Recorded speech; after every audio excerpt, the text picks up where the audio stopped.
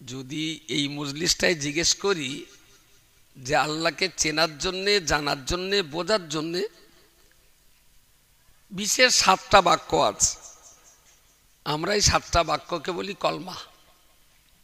কলমা তৈয়ব, কলমা শাহাদা, কলমা তামজিদ, কলমায় তৌহিদ, কলমায় রাদ্দে কুফার, ইমানে মুজমাল, ইমানে ইমানে মুফাসসাল। Very good.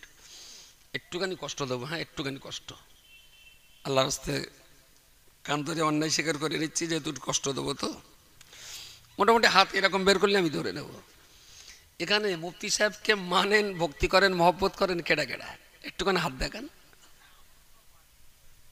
ডাক্তার তোমার হাত তুলতে হবে না, আমরা সবাই মানি, বলেন ভেরি গুড। হাত লাভান। 7টা কলমা মুখস্থ কার কার একটু হাত তোলেন, এরম তুললেই হবে।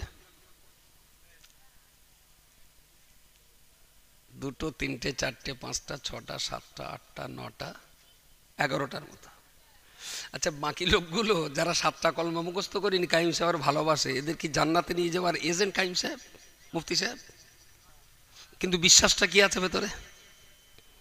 যে আমি একটা বড় হুজুর তো ধরে আছি, ও ইনশাল্লাহ হড়গে গড়গে হড়গে গড়গে। আপনার আমার বিচার তো আল্লাহ করবেন, মুফতি সাহেবের বিচার নাকি মুফতি সাহেবের বিচার হবে না? তাহলে মুফতি সাহেবের প্রতি আপনার এত ভক্তি হলো যে সবাই হাত তুললেন, কিন্তু আল্লাহকে জানার ব্যাপারে এতটা ভক্তি আপনার হলো না, মাত্র 11টা। তাহলে গ্রামের নাম রাজ, রাজ রাজ, কিন্তু দিনের ব্যাপারে দেখছি চাকর, রাজা না। গ্রামের নাম রাজবেড়িয়া হলেও দিনের ব্যাপারে চাকর বেড়িয়া, রাজবেড়িয়া না। দিনের ব্যাপারে যদি রাজবেড়িয়া হতো তাহলে সব কটা হাত উঠতো এখানে। ইসলাম তো এখন অনেক দূর। আল্লাহর একত্ববাদের ইমানের প্রশ্নে আছে 7টা কলমা, আর এই 7টার ভিতরে একটা হলো আল্লাহ। আল্লাহর 99টা নাম যদি এইবার বলি কজনের জানা আছে? কলমা তো 11টা। তাহলে যাদের 11 জনের 7টা কলমা মুখস্থ আছে, আশা করতে পারি 99টা নাম তাদের তাদের তাদের গুঁড়ো করছি, গুঁড়ো করছি সোয়েটারটা, আমি এখানে ডাকছি। আস্তাগফিরুল্লাহ, এখানে এসো না, আমরা কাজ, আমি তোমার একটা কাজ বলবো, তাই এসো। দারুণ সুন্দর, উপরে এসো। আচ্ছা, এই 7টা কলমা যে 11 জনের মুখস্থ আছে, এই 11 জনের ভিতরে 7টা কলমা মানে বলতে পারবে কজন? যে 11 জন কলমা, সরিয়া ধরে রাখ ভালো করে, দেখিস আমার আমার হুঁশতাল কম, কিনে যেন তোর নাকে টাকে না লাগে। একটুখানি সরে যায়, একটুখানি, বাস, থ্যাংক ইউ। এই 11টা কলমার মানে জানে কজন? এই নাউজুবিল্লাহ, 11 জন তো 7টা কলমা জানেন। তো এই 11 জন যারা 7টা কলমা জানেন, এই 11 জনের ভিতরে 7টা কলমার মানে বলতে পারবেন কতজন? টেনে টুনে 3 থেকে 4 জন, তার বেশি আর আশা করা যাবে না। Very good. কোচ ওট ওট ওট ওট, তুই লোক ভালো না, দাঁড়া এখানে আমার দিকে, এদিকে আমার দিকে। এখন যদি 1 গ্লাস পানি আনতে বলি, আনবা? কোন ক্লাসে পড়ো? ক্লাস 4। 1 গ্লাস পানি আনবা? ঠান্ডা আনবে না গরম না? ঠান্ডা। Very good. কি বলেছে, পানি আনবে না আনবে না? আমি বললাম 1 গ্লাস পানি আনতে বললে আনবে, ও কি বলেছে? ও কথা বলেন। আমি ওর বলেছি 1 গ্লাস পানি আনতে বললে আনবে, ও উত্তর কি খুঁজে আনবে? কি বলেছে? আনবে বলেছে তো। Please give me a glass of water. ওর কাজে কথায় মিল আছে? ওর কি আনতে বলেছি আমি? যাচ্ছে না কেন? দাঁড়াও, এখন আর গেলে হবে না, বস, এবার বস। বলেছিলাম পানি আনবো, আনতে যায়নি কেন? ভাষা আল্লাহর বান্দা মনে রাখুন, ছোট্ট বাচ্চা ছেলেটা, ওর ইচ্ছা ছিল আমার কথা মেনে চলবার, ইচ্ছা ছিল আমার আনুগত্য স্বীকার করে চলবার, ইচ্ছা করলো আমার আদেশটা পালন করে আমার খুশনুদি, আমার রেজামন্দি, আমার সন্তুষ্টি হাসিল করবে। কিন্তু সর্বনাশ হয়ে গেছে। পানি আনবার কথা স্বীকার করেছিলেন, কিন্তু আমি এমন একটা ভাষায় পানি আনতে বলেছি, ওই ভাষাটা ওর জানা ছিল না, ওই ভাষাটা ওর জানা ছিল না, তার জন্য আমার আনুগত্য স্বীকার করতে পারিনি, আমার কথা মেনে চলতে পারিনি। আপনার মতো মুসলমান যিনি, আপনার মতো ইমানদার যিনি কলমা পড়েছেন কিন্তু আসলেই কলমার মানে জানেন না, কলমা পড়েছেন ঠিকই কথা, উদ্দেশ্য ছিল আল্লাহর মেনে চলার, উদ্দেশ্য ছিল আল্লাহর ইসামন্দি হাসিল করবার, কিন্তু কলমার মানে না জানার কারণে কচি যেমন পানি আনতে যায়নি, আপনিও কলমার মানে না জানার কারণে আপনি আল্লাহ পাকের গুণগত মানের, আল্লাহ পাকের খুশনুদি হাসিল করবার, আল্লাহ পাকের সন্তুষ্টি রিজামন্দি হাসিল করবার মতো বান্দা আপনি হতে পারেন না। কলমা যতই আরবিতে পড়েন না কেন, যত সময় পর্যন্ত বাংলায় আপনি না বুঝবেন, তত সময় পর্যন্ত আপনার অন্তর তো কলমার প্রতি ভক্তি দেখাতে পারে না। এই আমার কাছে যেরকম মুসলমান, আপনারাও আল্লাহর কাছে এরকম মুসলমান। বড্ড কি ধরে ধরে বেঁধে মারা পানা হচ্ছে, তাহলে নাই হাসান বস্তি ধরি একটা ধরবো। হাসান বস্তি আছে, মনসুর আল্লাহ আছে, সাততলা বিয়ে আছে, কালু ফকির আছে, বাদাম আছে, কত রকম কি চালানো যাবে। একটা ধরবো, 2.5 ঘন্টায় কুলোবে না, শেষে গিয়ে বলে যাব আর সম্ভব হলো না, আল্লাহ যদি বাঁচায় আগামী বৎসর আবার বাকিটা বলা যাবে। তারপরে ফের আবার একবার মাল মারবে, ডবল টিপ মারবে। ওইসব ভিটামিন দিয়ে না মুসলমান কটাটা শেষ করে ফেলে যায় একদম। অ্যান্টিভাইরাস কিচ্ছু পড়ে না।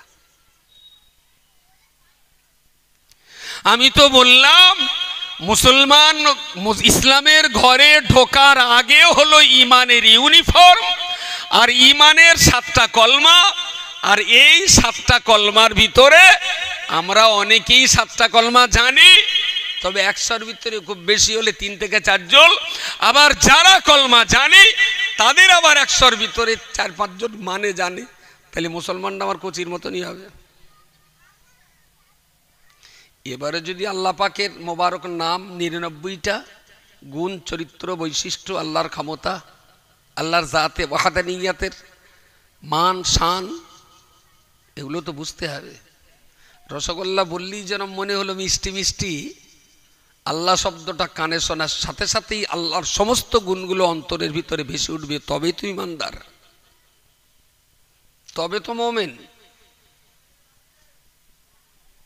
প্রিয় শ্রোতা মণ্ডলী, মনে রাখুন, তাহলে এটা যদি বাপের অবস্থা যদি এই হয়, সমাজের অভিভাবকে তার অবস্থা যদি এই হয়, দাদুর অবস্থা যদি এই হয়, আমি আপনাকে করজোরে নিবেদন করব, এই জীবন তো একটাই জীবন, লক্ষ কোটি টাকা খরচ করে পিছনের একটা বছর জীবন আমার আর ফিরে আসবে না। 1000 কোটি টাকা খরচা করেও 2 মিনিট টাইম আমি আর সামনে আগাম পেতে পারি না। আল্লাহ পাক রব্বুল আলামিন প্রত্যেকের জন্য তো বলেই দিয়েছেন, ফাইযা জাআ আজালুহুম লা ইস্তাখিরুনা সাআতাও ওয়া লা ইস্তাকদিমুন। পৃথিবীর মনুষ্য জাতি, রাজা কিংবা ফকির, সাদা কিংবা কালো, শিক্ষিত কিংবা মূর্খ, লম্বা অথবা বেঁটে, যে জাতির যে অবস্থানের মানুষই হোক না কেন, তাম দুনিয়ার তাম প্রাণী জগতের জন্য আমার আল্লাহ বলে দিয়েছেন, মরণের সঠিক সময় এসে যাওয়ার পরেতে লা ইস্তাখিরুনা সাআতান, কারো জন্য 1 ঘন্টা দেরিও করা হবে না, ওয়ালা ইস্তাকদিমুনা, আবার কারো জন্য 1 ঘন্টা আগেও মারা হবে না। পৃথিবীর সকলের মরণ আমার আল্লাহর নির্দেশ মোতাবেক হবে। আমিও জানি না আগামীকাল সকাল বাঁচবো কি না, আপনিও জানেন না এখান থেকে বাড়িতে যেতে পারবেন কি না, আমারও জানা নেই কতদিন বাঁচবো, আপনারও জানা নেই কোথায় কোন ছেলেয় মৃত্যুবরণ করবেন। তবে মৃত্যুর আগেই তো আমার আল্লাহ বলে দিয়েছেন, ওয়ালা তামুতুন্না ইল্লা ওয়া আনতুম মুসলিমুন। বান্দারে, তুই যদি আমার হবি, আমি আল্লাহ তোর জন্য বলে দিলাম, বান্দা, যত সময় তুই ভালো মুসলমান হতে না পারবি, তত সময়ে যেন মরণকে বরণ করবি না। ওয়ালা তামুতুন্না ইল্লা ওয়া আনতুম মুসলিমুন, মুসলমান না হয়ে খবরদার মরো না।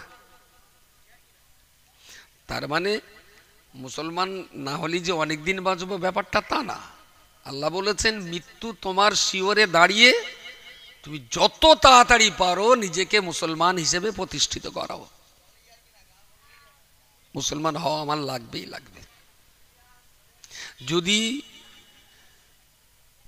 আল্লাহর নির্দেশ পরামর্শ অনুযায়ী মৃত্যুর আগে যদি ভালো মুসলমান হতে না পারি, তাহলে জীবন আমার বরবাদ হয়ে গেল। কিরকম বরবাদ? একটু আধ বরবাদ না। يوم يقوم الروح والملائكة صفا لا يتكلمون إلا من أذن له الرحمن وقال صوابا ذلك اليوم الحق فمن شاء اتخذ إلى ربه مآبا إنا أنذرناكم عذابا قريبا يوم ينظر المرء ما قدمت يداه ويقول الكافر يا ليتني كنت ترابا। পৃথিবীর মানুষ আমরা সবাই উপরে ওঠার জন্য ব্যস্ত থাকি। যিনি মেম্বার তিনি চেষ্টা করেন প্রধান হওয়ার জন্য, যিনি প্রাইমারি টিচার তিনি চেষ্টা করেন হাই স্কুলের টিচার হওয়ার জন্য, যিনি যদুরাটিতে বিজনেস করেন তিনি চেষ্টা করেন রাজ্যের বাইরে বিজনেস করার জন্য, যিনি চপ্পল পরে বেড়ান তিনি চেষ্টা করেন টাটার জুতো পরে বেড়াবার জন্য, যিনি সাইকেল চেপে বেড়ান তিনি চেষ্টা করেন বাইক চাপার জন্য, যিনি মাটির ঘরে আছেন তিনি চেষ্টা করেন সাদওয়ালা বাড়িতে থাকার জন্য। ওগো আল্লাহর বান্দা, পৃথিবীর মানুষের প্রত্যেকের ভিতরে একটা নেশা থাকে যে অবস্থাতে রয়েছি আর একটু উপরে ওঠার জন্যে, আরও একটু মর্যাদার জায়গায় যাওয়ার জন্যে, আরও সম্মানের জায়গা দখল করার জন্যে, হাসরের মহামাঠ মহাময়দানে বিচার প্রাঙ্গণে বিচারের সময়তে আল্লাহর বিচারে না জানি যদি আমি ফেলিওর হয়ে যাই, ওয়াকুলুল কাফিরু, ওই দিনেতে বেদিল নাস্তিক কাফের মুশরিক বান্দা যারা হবেন, মুসলমান হওয়ার আগেই যদি আমাদের মৃত্যু হয়ে যায় আমরা তো সেই পথের প্রতীক হয়ে যাব।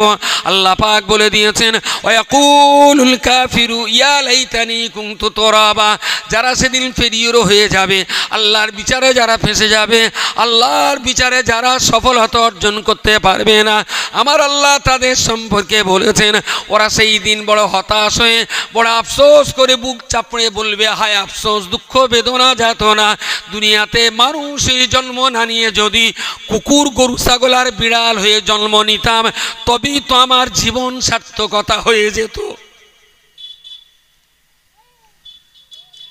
পৃথিবীতে যখন মানুষের নেশা বড় হওয়ার, বিচারে যারা ফেলিওর হবে তারা সেদিন বুক চাপড়াবে বড় না ছোট হয়নি কেন। রাজবাড়ির মানুষ না যদি রাজবাড়ির একটা কুকুর হয়ে জন্ম নিতাম তাহলে ভালো হতো। হাসরের মাঠে গরু ছাগল কুকুর বিড়াল মাছ হাঙর কুমির ডলফিন তিমি সবার বিচার হবে, তো সবার বিচার হবে। ওদের সব বিচার হয়ে যাওয়ার পরে আল্লাহ ওদেরকে বলবেন কুনতুম তুরাবা, তোমরা সব মাটি হয়ে যাও।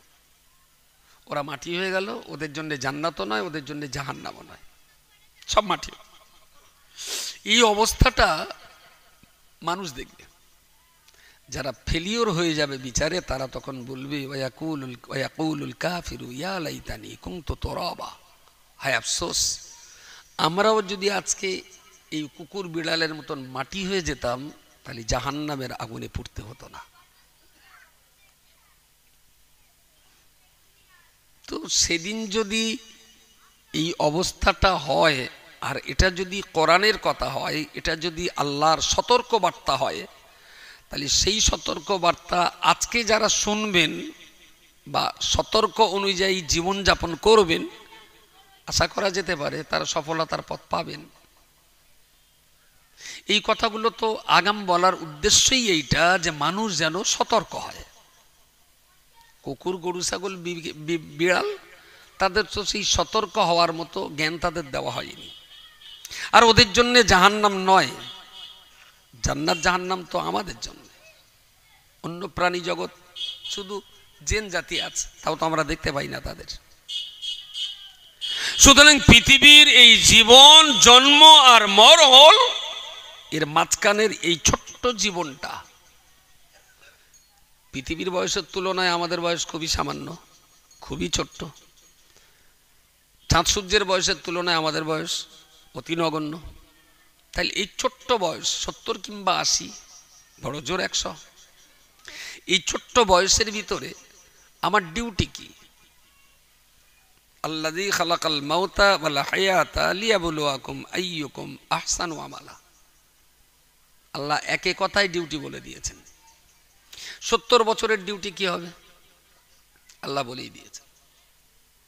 আল্লাযী খালাকাল মাউতা,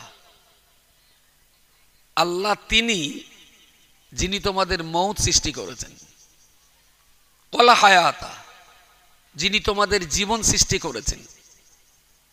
লিয়াবলুয়াকুম, তিনি বাছাই করে নেবেন তোমাদের মধ্য থেকে আইয়ুকুম আহসানু আমালা, যারা ভালো কাজের কাজী হতে পেরেছেন। সুবহানাল্লাহ, সবাই মিলে বলেন সুবহানাল্লাহ। তাহলে জন্ম আর মরণ দিয়ে আমাকে প্রমাণ করাতে হবে যে আমি ভালো লোক। এইটাই হলো এক কথায় মানব জীবনের সার্থকতা, যে আমাকে মরণের আগে আল্লাহর কাছে প্রমাণ করাতেই হবে যে আমি ভালো মানুষ। আর সেই ভালো মানুষের সংজ্ঞা কি তা কোরআন শরীফে বিস্তারিতভাবে আল্লাহ বলেছেন। এবারে ডিউটি আপনার। ভালো মানুষ তো আমার হওয়াই লাগবে। বাদুড়ে থানার ওসি আমারে খুব ভালো বলে, এখানকার এমএলএ এমপি তারা আমারে খুব ভালো বলে, এসডিও বিডিও তারা আমার খুব ভালো বলে, হাই স্কুলের মাস্টারমশাই তারা আমাকে খুব ভালো বলে। আচ্ছা, এদেরই ভালো বলা কি নাজাতের জন্য যথেষ্ট? তাম দুনিয়া আপনাকে খারাপ বলে, আল্লাহ আপনাকে ভালো বলেছেন। তাম পৃথিবীর খারাপ বলাতে আপনার কিছু ক্ষতির আশঙ্কা? সুতরাং জগৎ আপনাকে কি বলে ডাকলো, ভালো বললো না খারাপ বললো, তার চাইতে আমাদেরকে আরো সতর্ক হতে হবে যে জগতের মালিক আমাকে কি বলছেন, তিনি আমাকে ভালো বলছেন না তিনি আমাকে খারাপ বলছেন। যদি মালিকের দিকে লক্ষ্যটা থাকে তাহলে মানুষের ভালো বলায় কেউ কখনো ফলেও না, মানুষের খারাপ বলাতে কেউ কখনো চুপসেও যায় না। লক্ষ্যটা যদি মালিকের দিকে থাকে, লক্ষ্যটা যদি ভ্রষ্ট হয়ে যায় তখন আমরা লালায়িত হয়ে যাই মানুষের কাছে ভালো হওয়ার জন্য, মানুষ যেন আমাদের ভালো বলে। প্রিয় শ্রোতা মণ্ডলী, মনে রাখুন, জীবন তো আমাদের প্রাণ, জীবন তো একেবারেই আসন্ন, মৃত্যু আমাদের শিহরে আসন্ন। যে কোনো দিনে যে কোনো সময়ে সংবাদ বেরিয়ে আপনার উঠে যেতে পারে, মৃত্যু আমাদের অনিবার্য, আমি মরে গেছি। ও আল্লাহর বান্দা, গোটা দুনিয়া আমার জন্য দোয়া করতে পারে, গোটা দুনিয়া আপনার জন্য দোয়া করতে পারে, সবাই আপনার জন্য দোয়া করতে পারে, কিন্তু বান্দা এটাও তো ভাবতে ইচ্ছা করে আমি আমার জীবদ্দশাতে আমি আল্লাহর জন্য কতটা ভালো কাজ করতে পেরেছি কিংবা পারিনি, তার চাইতে কখনোই পরের দোয়া আমার জন্য বড় হতে পারে না। এইটা না আমার খুব ভালোভাবে এমন কিতাবপত্র পড়া হয়নি, এইটা আমার এখনো ঠিক মাথায় 16 আনা ঢুকিনি, পড়তে হবে একটু। আমি এখন পড়লাম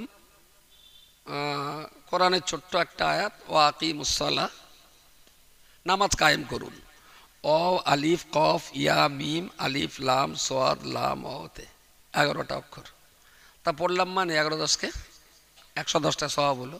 কোরআনের একটা একটা অক্ষরে 10টা করে নেকি হবে, তাহলে আমার 110টা নেকি হলো। এটা পড়লাম, ভেরি গুড। এটা আমার আমলের খাতায় লেখা হলো। আপনি শুনেছেন, আপনার আমলের খাতাতেও 110টা সওয়াব লেখা হবে। আমি মরে গেছি, আমার ছেলে কবরের ধারে দাঁড়িয়ে কলমা পড়েছে, দরুদ পড়েছে, সূরা ফাতিহা পড়েছে, সেখানেও ধরুন ও যা পড়াশোনা করে দোয়া করেছে তা ধরুন 1 লাখ সওয়াব হবে। 1 লাখ সওয়াব, 1 লাখ সওয়াব মানে তো কত, 10,000 অক্ষর, তাই না? তা 2-3 পারা পড়লে হয়ে যাবে। ও পড়ে দোয়া করেছে আমার জন্য। আচ্ছা, আমার ছেলে আমার জন্যে যা পড়াশুনো করে দোয়া করে সওয়াব বকশিস করলেন আমার রুহে, তা আল্লাহর দয়া হলো, তাই সওয়াবগুলো আল্লাহ আমার কবরে আমার রুহে পৌঁছে দিলেন। Very good. আচ্ছা, হাসরের মাঠে যখন আমি নামাজ পড়িয়েছিলাম তার সওয়াব মিজানের পাল্লায়, আমি মিথ্যে কথা বলেছিলাম তার গোনাটাও আর এক পাল্লায়, আমি যাকাত দিয়েছিলাম সেটা সওয়াবের পাল্লায়, আমি 2 টাকা ফাঁকি দিয়েছিলাম সেটা গোনার পাল্লায়। এই যে হাসরের মাঠে সওয়াব আর গোনা ওজন করা হবে, আমার মরার পর লোকে আমার জন্য যা সওয়াব রেসেনি করেছে ওই সওয়াবগুলো কি পাল্লায় যাবে? কিছু বলেন, যাবে তো ওগুলো থাকবে কমনে। তবে আমরা দোয়া করার সময় বলি আল্লাহ সওয়াব অমুকের রুয়ে পৌঁছে দিন, অমুকের রুয়ে পৌঁছে দিন, ভেরি গুড। কিন্তু যদি বলা হয় যে মিজানের পাল্লায় চাপানো হবে, তাহলে বলে বলতে হবে আল্লাহ সওয়াব অমুকের আমল নামায় পৌঁছে দিন। বোঝা যায়নি? রুহু তো ইল্লিন অথবা সিজ্জিনে, আর কবর তো বই কারায়, আর খাতাপত্রও তো আমল নামা আল্লাহর কাছে। কিন্তু আমরা তো বলি সওয়াব অমুকের রুয়ে পৌঁছে দিন বা অমুকের কবরে পৌঁছে দিন। তা রুহু এক জায়গায়, কবর এক জায়গায়, আমল নামা তো আর এক জায়গায় রে ভাই। তাহলে মরার পর লোকে যা সওয়াব দেবে, ওই সওয়াব বড্ড জোর কবরের মাটিতে যা আযাব গজব মুসিবত হতো সেখানে কাজে লাগবে। তবে ওই সওয়াব মিজানের পাল্লায়, মিজানের পাল্লায় যদি ওই সওয়াব মিজানের পাল্লায় হতো, তাহলে যারা কোটিপতি ওরা বলে দেবে শোন তোরে আমি জন নিলাম, প্রতি মাঠে তখন 400 টাকা করে রোজ, তোরও 400 টাকা রোজ দেবো, এসি ঘরে সারাদিন তুই কোরআন পড়ার নামাজ পড়, আমি নামাজ কালাম পড়বো না, তুই কোরআন নামাজ পড়িই যা, আর আমি যেই মরবো এই পাহাড় পরিমাণ সওয়াব তুই আমার কবরে দিবি। আর ওই সব যদি মিজানের পাল্লায় চাপে, বলেন বলেন, তাহলে জাহান্নামে যাবার লোক আর পাওয়া যাবে না। আমাদের একটা বিরাট ভরসা করে থাকি যে 7 গ্রামের গরু মেরে, 7 গ্রামের মুসল্লি আর 8টা গরু মেরে বিরাট করে একটা কলমানি করে দিলি বোধহয় বাপ আমার পার হবে, সব রেশনই হবে। তবে গরুর স্বভাব পড়ার সব যা যা কাজে লাগার ওই কবরেই, ওখানেই এই স্বভাব মিজানের পাল্লায়। আপনি কি করেছেন সেইটা মিজানের পাল্লায়, আর আপনার হয়ে লোকে কি করেছে ওগুলো বেকার না, তবে কবরের ভিতরে, কবরের বাইরে ওর আর কোনো ক্রিয়া ক্ষমতা লাগবে না। নিজের ভাবনাটা নিজেকেই ভাবতে হবে।